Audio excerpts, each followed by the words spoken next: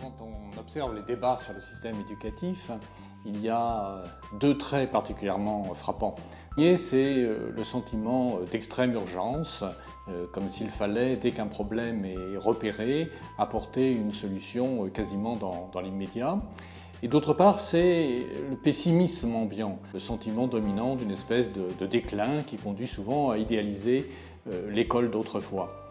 Donc pessimisme, sentiment d'urgence, mais c'est tout de même un peu paradoxal quand on songe qu'un enfant, quand il s'engage dans le système éducatif, il s'engage pour au moins 15 ans. Il a fallu souvent des décennies, des siècles pour que les évolutions importantes se dégagent. Il faut prendre du recul et ça n'est qu'avec un peu de distance que les choses deviennent compréhensibles.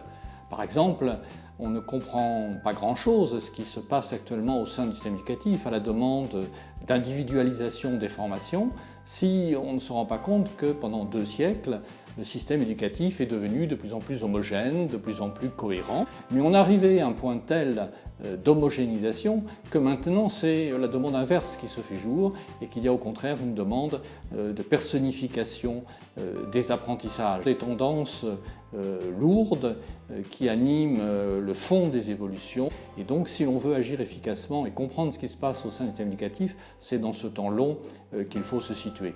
Et puis c'est aussi, me semble-t-il, vers l'avenir qu'il faut regarder. Il faut essayer de penser les défis de l'avenir. Que sera l'éducation à l'heure du numérique? Que sera l'éducation à l'heure de l'intelligence artificielle? C'est dans cette perspective de l'avenir qu'il faut essayer, me semble-t-il, d'orienter nos réflexions. On a parlé d'école, on n'a pas eu peur des utopies, on n'a pas eu peur de rêver à un avenir qui serait un avenir meilleur. Ceux qui ont construit pierre à pierre le système scolaire français croyaient, comme Victor Hugo, comme Condorcet, que grâce à l'éducation, on pourrait arriver à un avenir meilleur. On n'avait pas peur à cette époque-là de rêver l'école.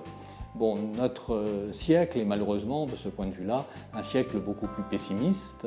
Les utopies ont laissé la place aux dystopies. Il me semble pourtant qu'il faut essayer de faire preuve de confiance, d'un optimisme un peu volontariste, et il faut essayer de renouer avec la capacité à bâtir des scénarios pour l'avenir, à organiser notre action en fonction d'un projet et ne pas nous laisser envahir par le sentiment de déclin et par la nostalgie qui en ce domaine est mauvaise conseillère.